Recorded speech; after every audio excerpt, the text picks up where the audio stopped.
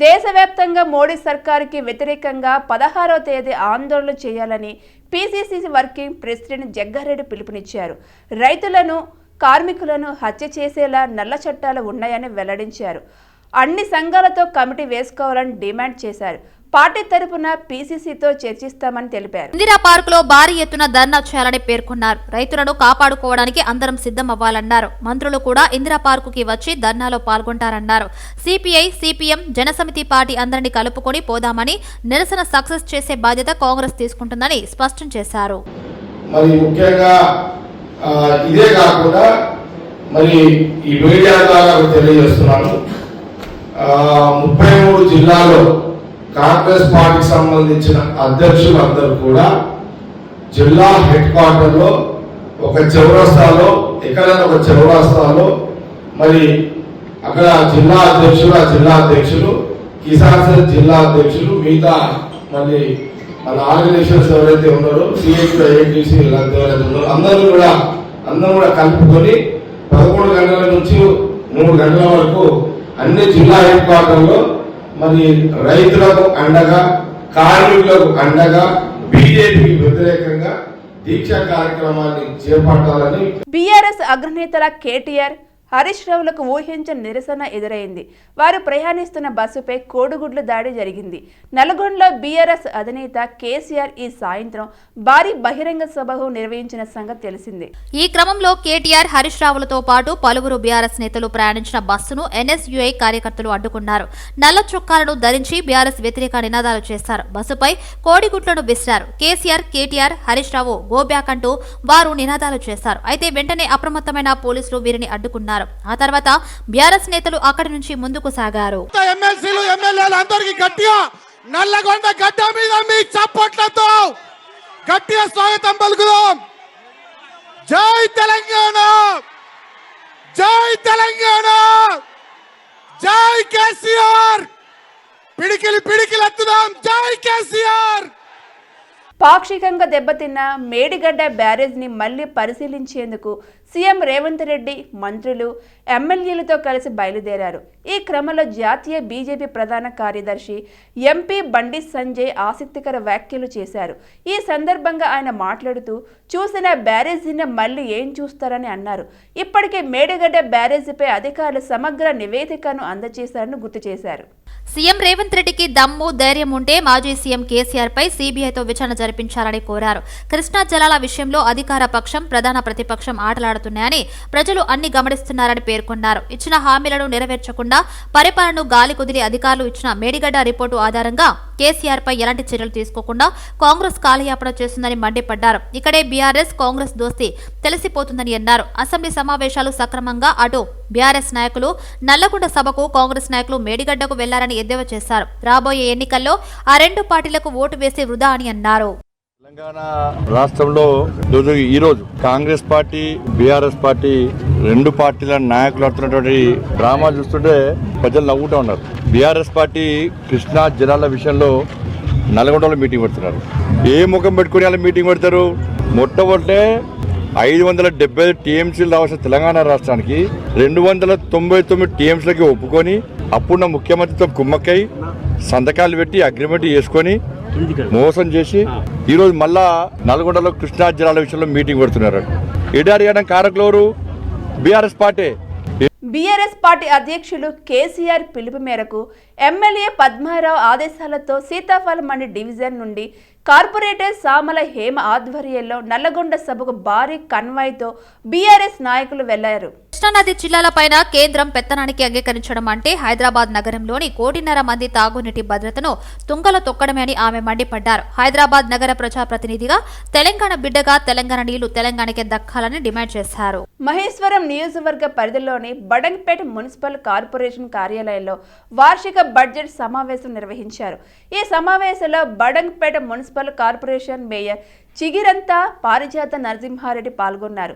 Mayor అధ్యక్షతన జరిగిన ఈ బడ్జెట్ సమావేశంలో అంశాల వారీగా సభలో ప్రవేశపెట్టిన బడ్జెట్ సభ్యులు ఏకాభిప్రాయంతో నమోదు తెలిపారు. 2024-25 సంవత్సరానికి గాను 82,78 లక్షల రూపాయలతో వార్షిక బడ్జెట్ ను ఆమోదించారు. కార్పొరేషన్ పరిధిలో నూతనంగా కాలనీలు, నివాసాలు ఏర్పాటు అవుతున్న నేపథ్యంలో డ్రైనేజీ, రోడ్ల నిర్మాణం చేపట్టడం జరుగుతుందన్నారు. ఎస్ఎన్డిపి నిర్మాణాలు అన్ని చోట్ల పూర్తి చేయడానికి చర్యలు చేపడుతున్నామని, రానున్న వర్షాకాలానికి ప్రజలు అందుబాటులోకి వచ్చే అవకాశం ఉందని అన్నారు. ఈ కార్యక్రమంలో deputy mayor Ibrahim Shekhar, commissioner Suman Rao, కార్పొరేటర్లు, కో-ఆప్షన్ సభ్యులు డిఈ జ్యోతిరెడ్డి, ఏఈఈలు Bikku Naik, Vineel Goud, manager Nagesh Babu, RO Chandrasekhar Reddy, accountant Vanaja, sanitation inspector Yadagiri కార్యాలయ సిబ్బంది తదితరులు పాల్గొన్నారు. యాదవులకు రాష్ట్రంలోని కాంగ్రెస్ ప్రభుత్వం సామాజిక స్థానం కల్పించాలని లేని పక్షంలో రానున్న పార్లమెంట్ ఎన్నికల్లో తమ సత్తా ఏమిటో చాటి చెబుతామని రాష్ట్ర యాదవ్ మహాసభ అధ్యక్షులు ఎల్లావుల చక్రధర్ యాదవ్ అన్నారు. రాష్ట్రంలో యాదవులు ఎక్కువ జనాభా కలిగి ఉండాలని, ఎప్పుడు అనేక పార్టీలు తమకు సమచిత స్థానం ఇచ్చాయని, అయితే కాంగ్రెస్ ప్రభుత్వం రానున్న ఎన్నికల్లో తమ యాదవులకు సమచిత స్థానం కల్పించి తమకు తగిన న్యాయం కల్పించాలని చక్రధర్ యాదవ్ కోరారు. గత ప్రభుత్వాలు కూడా తమ ఓటు బ్యాంకును ఉపయోగించుకున్నారని, కానీ కేవలం నిమిత్త మాత్రులుగానే తమను చేశారని ఆవేదన వ్యక్తం చేశారు. రాష్ట్రంలో అధికారంలోకి వచ్చిన కాంగ్రెస్ ప్రభుత్వం తమను గుర్తించి తమకు రాజకీయంగా గుర్తింపు కల్పించాలని, రానున్న పార్లమెంటు ఎన్నికలను దృష్టిలో ఉంచుకొని యాదవులకు సీట్లు కేటాయించాలని, లేని పక్షంలో తమ సత్తా ఏమిటో రాష్ట్ర వ్యాప్తంగా చాటుతామని ఆయన డిమాండ్ చేశారు. మంత్రివర్గం ఉండడం అనేది ఆనవాయితీగా వస్తుంది. గతంలో తెలంగాణ రాష్ట్ర ప్రభుత్వంలో కూడా యాదవులకు మంత్రి పదవి కూడా దక్కింది రాష్ట్రం ఏర్పడ్డాక. మరి ఇప్పుడున్నటువంటి తెలంగాణ రాష్ట్ర ప్రభుత్వంలో మనకి ఉన్నటువంటి మంత్రివర్గంలో యాదవుడు లేకపోవడం వల్ల చాలా బాధాకరంగా ఉంది. అంటే వాస్తవానికి 2011 జనాభా లెక్కల ప్రకారం యాదవులు అధికారికంగా 12.4% యాదవులు ఉన్నారు. అంటే అన్అఫీషియల్గా 16% ఉన్నాం. ప్రతి 7వ వార్డు 2 తెలుగు రాష్ట్రంలో యాదవుడు ఉన్నాడు. అంత సంఖ్యాబలం ఉన్నాం. వాస్తవానికి కేసీఆర్ గారు యాదవ్ను గుర్తించి 5 ఎమ్మెల్యే సీట్లు ఇవ్వడం, వాళ్ళు గెలవడం, 2 చైర్మన్లు ఇవ్వడం, ఒక రాజ్యసభ సభ్యుడు ఇవ్వడం, ఒక ఉస్మానియా యూనివర్సిటీ వైస్ ఛాన్సలర్ ఇవ్వడం, ఇలాగ అనేక పదవులు ఇచ్చి ఆయన గౌరవించారు. మరి ప్రస్తుతం నుండి కాంగ్రెస్ ప్రభుత్వం ఇచ్చిందే 2 సీట్లు ఇచ్చి కేవలం 2 సీట్లు కేటాయించడం అంజన్ కుమార్ యాదవ్కి, వజ్రేష్ యాదవ్కి. మరి అందరికీ తెలిసిన విషయమే, జంట నగరాలు మరి చుట్టుపక్కల ఎవ్వరు కూడా కాంగ్రెస్ పార్టీ గెలవకపోవడం, అన్ని సీట్లు కూడా ప్రజలు బీఆర్ఎస్ పార్టీకి పట్టం కట్టడం వల్ల, మరి ఒక్కళ్ళు కూడా గెలవకపోవడం వల్ల ఇచ్చిన 2 సీట్లు యాదవులు ఓడిపోవడం అది పార్టీ తప్పిదం తప్ప అభ్యర్థుల తప్పిదం కానే కాదని అందరికీ తెలుసు. మీర్పేట్ మున్సిపల్ కార్పొరేషన్ పరిధిలోని బాలాపూర్ చౌరస్తా స్పేస్ జూనియర్ కాలేజీ విద్యార్థులు జేఈఈ మెయిన్స్లో విజయ దుందుపి మోగించడంతో కళాశాల యాజమాన్యం హర్షం వ్యక్తం చేస్తూ మీడియా సమావేశం నిర్వహించారు. 15 మంది విద్యార్థుల ముగ్గురికి సురేష్ 90%, దివ్యశ్రీ 89%, రక్షణ్ 85%, మిగిలిన విద్యార్థులందరికీ 75% నుండి 64% వరకు ఉత్తీర్ణత సాధించారని తెలిపారు. Correspondent Sai Krishna, college director Shivaprasad విద్యార్థులను శాలువలతో సన్మానించి అభినందించారు. విద్యార్థులకు ఎంతో చక్కటి విద్యను బోధించిన అధ్యాపకులకు, విద్యార్థి తల్లిదండ్రులకు, విద్యార్థులకు శుభాకాంక్షలు తెలియజేశారు.